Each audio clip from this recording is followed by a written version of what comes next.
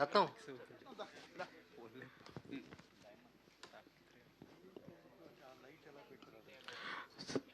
శ్రీకాంత్ అన్న, మీరు మీ సినిమా ఇప్పుడు చూస్తున్నప్పుడు అమ్మో 1వ తారీఖు అప్పుడు ఆ రోజుల్లో అలా చేస్తే ఇప్పుడేమో ఈ వెర్షన్కి ఇలాగ చేస్తున్నారేమో మిస్టర్ మిడిల్ క్లాస్ అనేది అనిపించింది.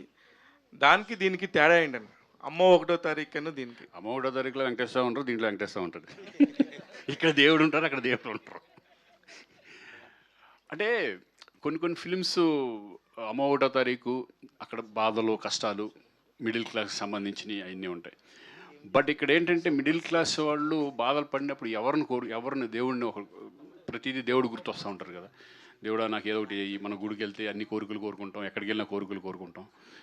అట్లాగే ఒక భక్తుడు ఒక భగవంతుడిని ఏం కోరుకున్నారు, ఆ భగవంతుడు నిజంగా భక్తికి మెచ్చి ఈయనకి ఏమి ఇచ్చాడు అనేది ఆ టైప్ ఆఫ్ ఫన్నీగా ఒక ఎంటర్టైన్మెంట్గా ఉంటుంది. అలాగే దీంట్లో ఏంటంటే ఒక మంచి మెసేజ్ కూడా ఉంటుంది. అంటే ఇచ్చిన దాన్ని సరిగ్గా వినియోగించుకోవడం అనేది మీ ధర్మం, అది మేము ఇచ్చినా కూడా అటువంటి అన్ని చాలా మంచి మంచి డైలాగ్స్ చాలా బాగుంటాయి.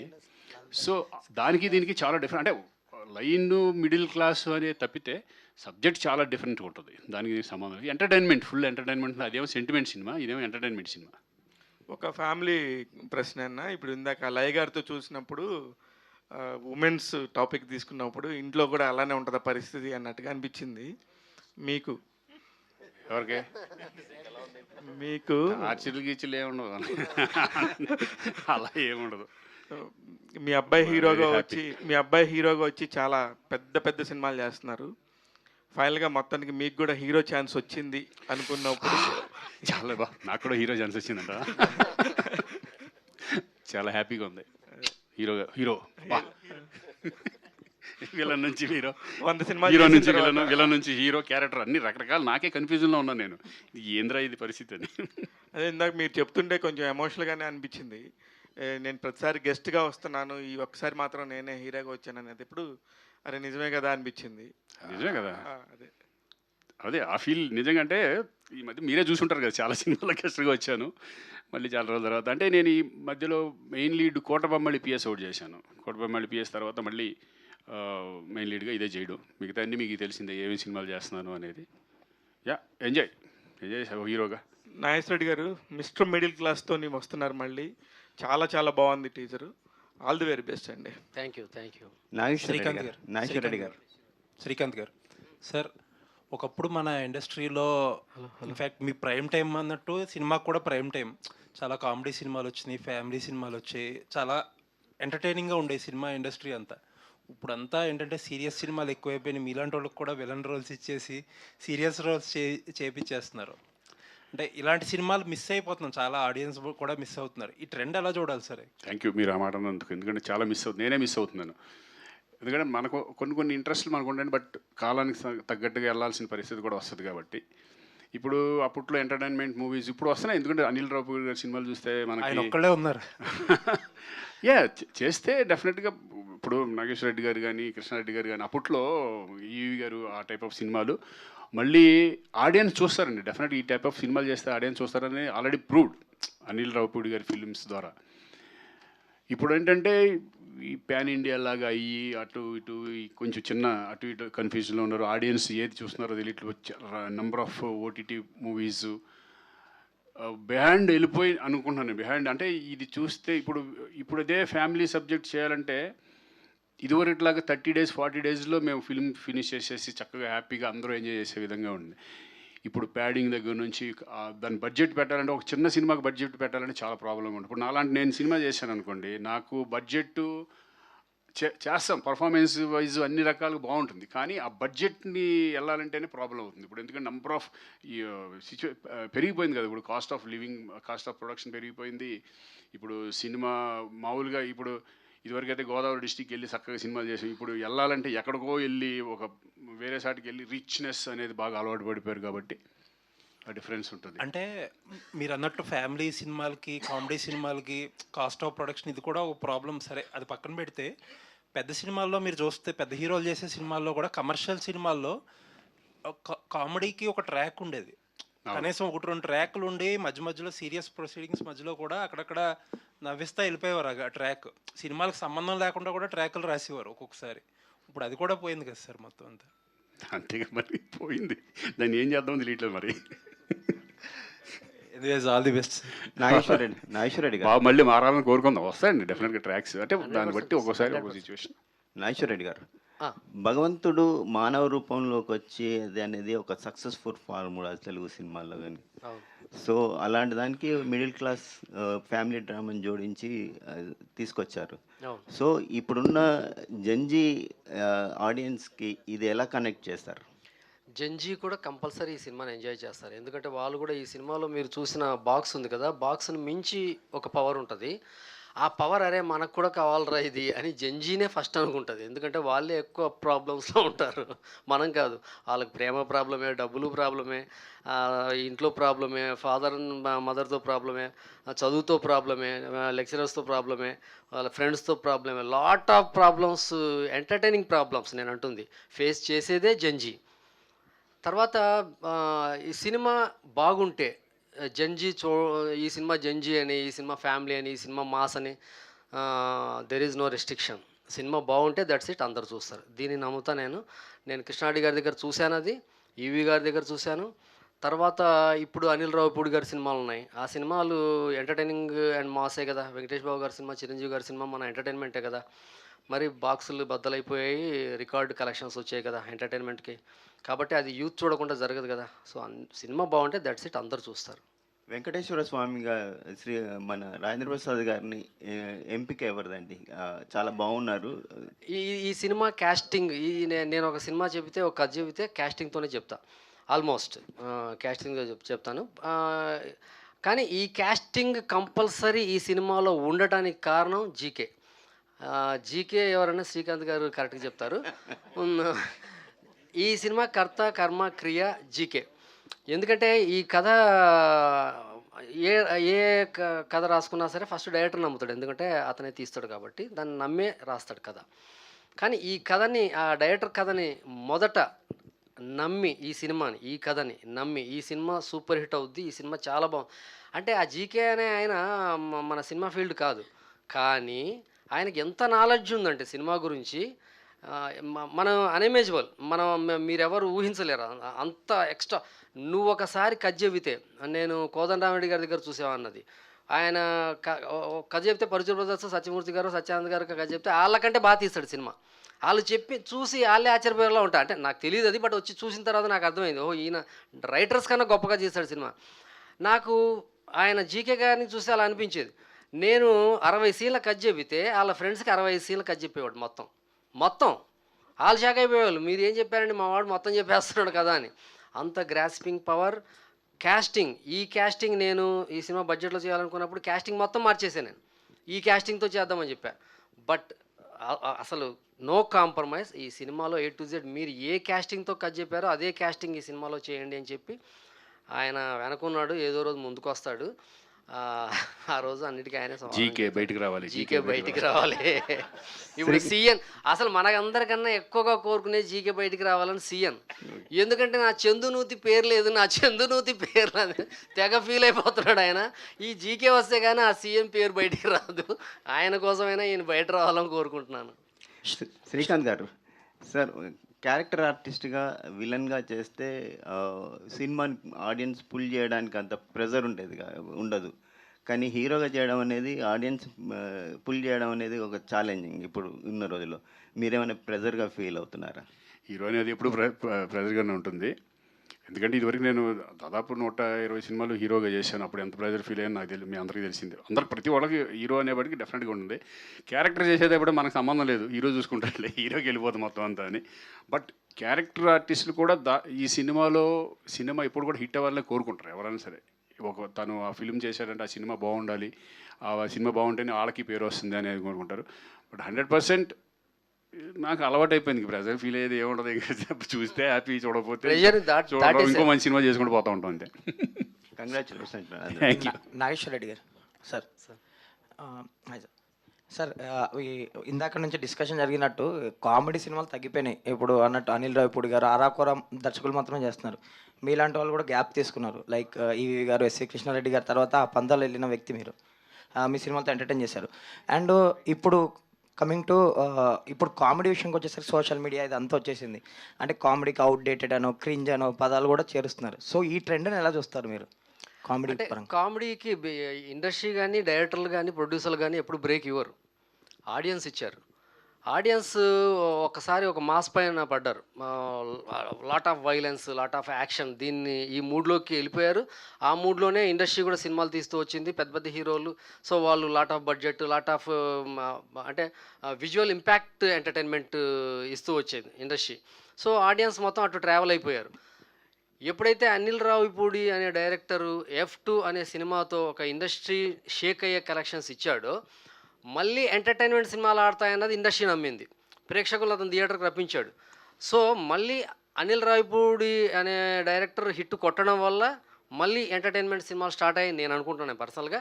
ఇది కంటిన్యూ అవుద్ది మళ్ళీ. ఎందుకంటే ఎప్పుడైతే ఆడియన్స్ ఎంటర్టైన్మెంట్కి టర్న్ అయ్యారో, there is no way producers కానీ, ఇండస్ట్రీ కానీ, హీరోలు కానీ ఖచ్చితంగా కామెడీ వైపు ట్రావెల్ అవ్వాల్సిందే, అయి తీరాల్సిందే, అవుతారు. శ్రీకాంత్ గారు, సార్ మీరు ఈ మధ్య క్యారెక్టర్లు కూడా మంచి మంచి క్యారెక్టర్లు చేస్తున్నారు, పడుతున్నాయి. అండ్ మీ అబ్బాయి బిజీగా హీరోగా సినిమా చేస్తున్నాడు. సో ఎవరన్నా తన గురించి అప్రోచ్ అయినప్పుడు మిమ్మల్ని క్యారెక్టర్ల గురించి కూడా ఏమన్నా అప్రోచ్ అవుతున్నారా? మీరు ఏమన్నా రిజెక్ట్ చేస్తున్నారా? నాతో చేయడంట ఇప్పుడు తన డిసిషన్.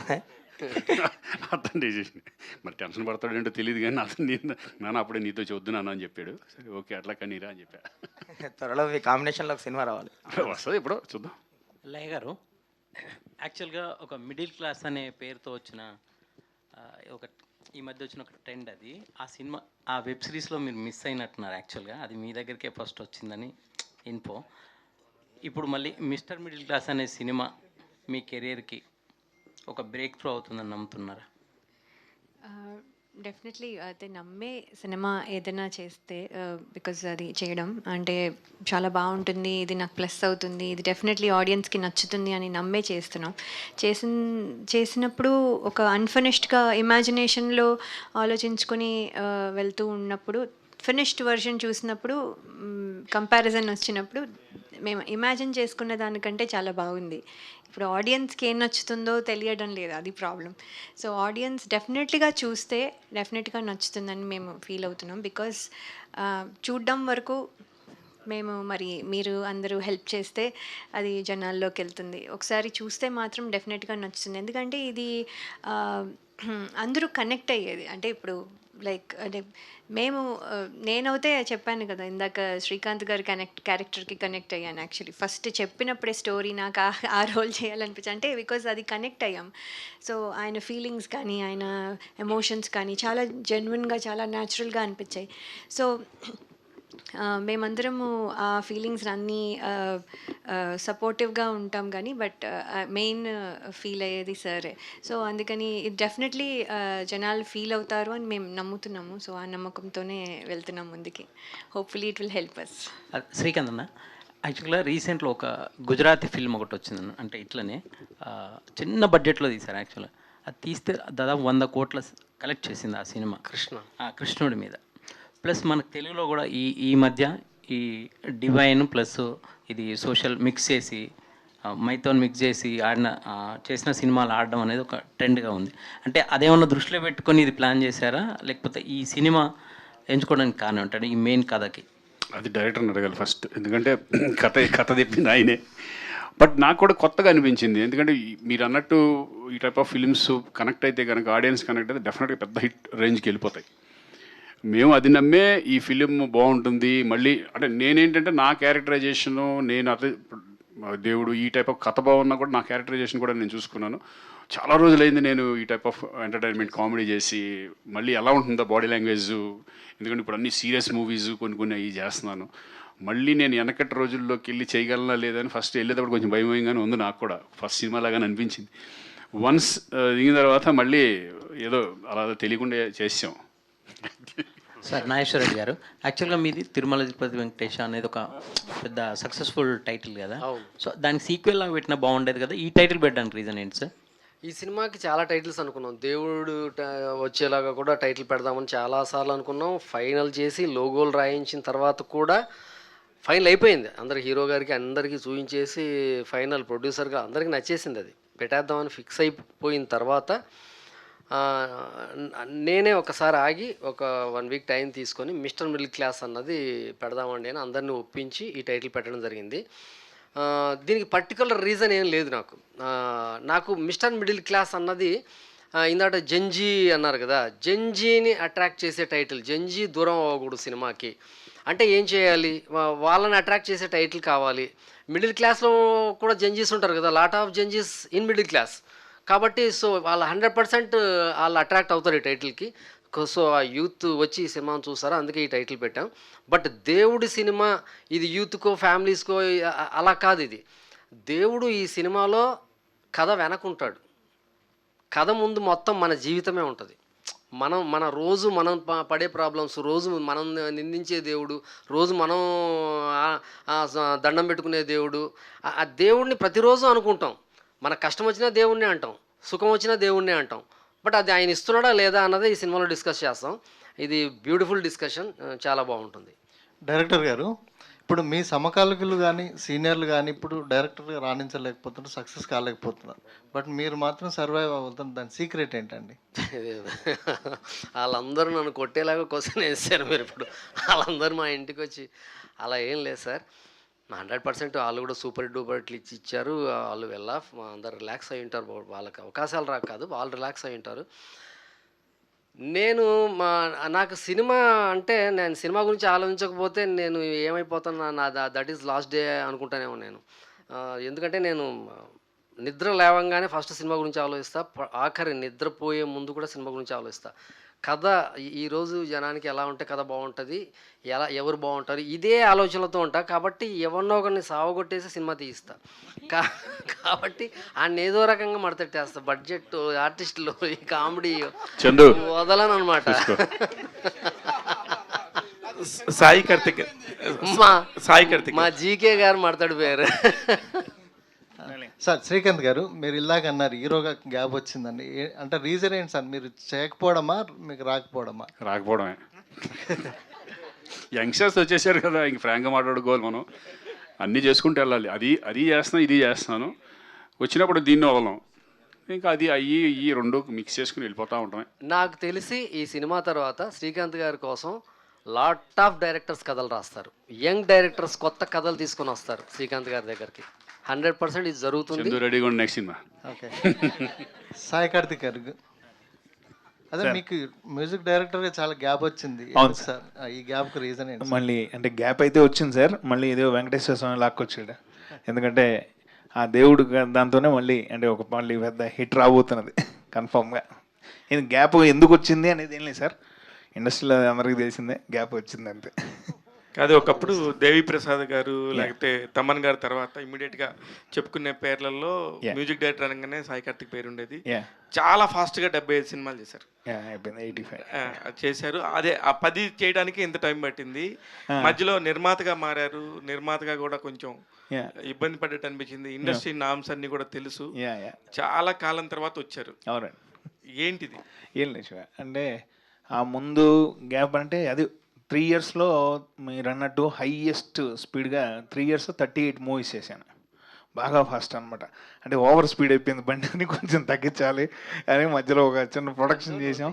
అది ఓకే, అది రన్ అయింది. అంటే మధ్యలో ఏం లేదు, కొంచెం కన్నడ చేశాను. ఈ మధ్య కన్నడ పెద్ద హిట్ పడింది నాకు. 100 days అయింది సినిమా, కృష్ణం ప్రణయ్ సెకే అని. కన్నడ కొంచెం వెళ్ళాను. ఇక్కడ ఆ చిన్న గ్యాప్ అయితే తీసుకున్నా. అదంటే ఓవర్ స్పీడ్ అయిపోయింది కదా, 85 అయిపోయినాయి. ఇప్పుడు 95లో ఉన్నాం. అనిల్ రావుపూడి గారికి మంచి మంచి హిట్లు ఇచ్చారు. దిల్ రాజు గారి ప్రొడక్షన్లో చేశారు. అలాంటి పెద్ద పెద్ద ప్రొడక్షన్స్లో చేసి ఎంత మంచి మ్యూజిక్ డైరెక్టర్గా ఉన్న మీకు ఆ బ్రేక్ రావటం వచ్చినప్పుడు మీరు నిజంగా పర్సనల్గా ఎలా ఫీల్ అయ్యారు? మాకు వ్యక్తిగతంగా తెలుసు, మామూలుగా అడుగుతున్నాను. బ్రేక్ రావటం వల్ల ఏం లేదండి, అది ఒక చిన్న ఇష్యూస్. అంటే అది అందరికీ తెలిసిందే, ఇండస్ట్రీలో ఒక గ్యాప్ అయితే ఒక్కొక్కసారి ఒక్కొక్కరికి వస్తుంది. అది ఎందుకు వస్తుంది అనేది అయితే ఎప్పటికీ చెప్పలేం. ఎందుకంటే ఒక టైంలో ఒక పెద్ద మ్యూజిక్ అంటే పేర్లు అవసరం లేదు, ఒక సైలెంట్గా ఉంటారు, ఉన్నట్టుండి ఒక పెద్ద సినిమా పడుతుంది. ఇంకా అక్కడి నుంచి కట్ చేస్తే నెక్స్ట్ లెవెల్కి వెళ్ళిపోతాయి. ఆ గ్యాప్ అనేది అది ఎప్పుడు ఆ సినిమాలో అలా వైకుంఠ పనులు అన్నట్టు ఎరా గ్యాప్ వచ్చింది ఇవ్వలేదు వచ్చింది అన్నట్టు అది అలానే వచ్చింది. కొంచెం మధ్యలో చిన్న హెల్త్ ఇష్యూ అంతే, వేరే ఏం లేదు, వేరే ఏ గ్యాప్ లేదు. మళ్ళీ ఈ ఇయర్ కంటిన్యూగా మనం కలుస్తూనే ఉంటాం. ఇప్పటికే 9 సినిమాలని వస్తున్నాను. Thank you darling. Producer Chandu గారు మాట్లాడు. సిఎన్ సార్, ఆ జీకే ఎవరు, సిఎన్ ఎవరు ఏంటో స్టీఫెన్ రాబర్ట్స్ రేంజ్ లో ఇస్తున్నారు ఏంటి సార్ అది? అట్లా ఏం లేదు. జీకే గారు అంటే గంగుల కమలాకర్ గారు మా బాస్. వాస్తవంగా తనే మొదలు మేము ఇద్దరం మామూలుగా రియల్ ఎస్టేట్ వ్యాపారాలు చేస్తుంటాం. సో ఇది ఒక మూవీ ఇద్దామని అనుకొని ఫస్ట్ మూవీ మాది ఇది. తనకు చాలా అనుభవం ఉంది మూవీ ఫీల్డ్లో. సో కలిసి అయితే ఈ మూవీ చేస్తున్నాం. నాగేశ్వర రెడ్డి గారు చెప్పి బట్టి చాలా బాగా వస్తుందని చూస్తున్నాం. Thank you so much. Nageswara Reddy గారు సార్, ఇక్కడ సార్ మీరు పర్టికులర్గా డిస్ట్రిబ్యూటర్స్కి ఓటీటీ డిజిటల్ వాళ్ళకి రిక్వెస్ట్ పెట్టుకున్నారు. అలాంటి సిచ్యువేషన్ ఈ రోజుల్లో డైరెక్టర్ ఫేస్ చేయడం ఏంటి? అట్లాంటిది ఏమి ఉండదు. మా సినిమా వాళ్ళకి నచ్చితే ఈరోజు మార్నింగ్ 2 డిజిటల్ ప్లాట్ఫామ్స్ నుంచి నాకు ఫోన్ వచ్చింది 8 o'clock ఎర్లీ మార్నింగ్. నేనేం సినిమా ట్రీజర్ రిలీజ్ చేయలేదు, ఇంకా ఏమీ మొదలవ్వలేదు. 2 పోస్టర్స్ రిలీజ్ చేశాను. సో వాళ్ళకి నచ్చాలి సినిమా. మనం డిస్ట్రిబ్యూటర్లను కానీ డిజిటల్ని కానీ శాటిలైట్ వాళ్ళని కానీ మనం ఏమో నాల్సిన పని లేదు. వాళ్ళకి నచ్చే సినిమా మనం తీయాలి. నచ్చే పోస్టర్ కానీ టైటిల్ కానీ ఒక టీజర్ కానీ వాళ్ళకి నచ్చే రకంగా ఉంటే వాళ్ళు ఖచ్చితంగా వచ్చి కొంటారు. పోస్టర్ మీద 20 మంది ఉన్నారు సార్. చాలా మంది ఆర్టిస్టులు చాలా కాలం తర్వాత ఇంత మంచి పోస్టర్ చూసాము. ఇంతమందిని ఎలా మేనేజ్ చేశారు? అందరూ గడుగ్గాయలే ఉన్నారు లోపల. నాకు బాగా అలవాటైన విషయం, ఇష్టమైన విషయం అది. అందువల్ల పెద్ద కష్టం అనిపించలేదు. ఐ లవ్ ఇట్ అనమాట. రత్నబాబు గారు సార్, మీరు చాలా సినిమాలు చేశారు మోహన్ బాబు గారితో కానీ, అలా చాలా పెద్ద పెద్దవి చేశారు. మీరు కూడా చాలా గ్యాప్ తర్వాత వస్తున్నారు సార్. అందరూ గ్యాప్ తర్వాత ఉన్నోళ్ళందరూ చూసుకొని ఒక మూడెళ్ళినట్టు అనిపిస్తుంది నాకు.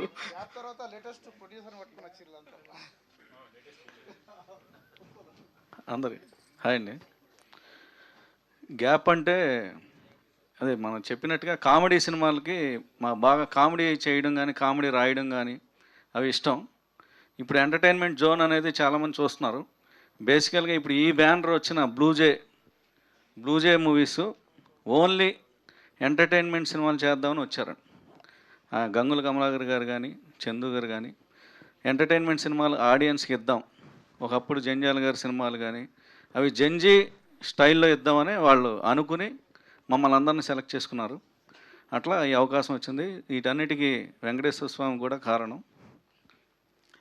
వీళ్ళందరికంటే ఇప్పుడు అంజి గారు అందరూ జంజీలతో తీయాలని జంజీల కోసం సినిమా తీయాలని ప్రొడ్యూసర్స్ అందరూ ఓజీల్ని పట్టుకున్నారు.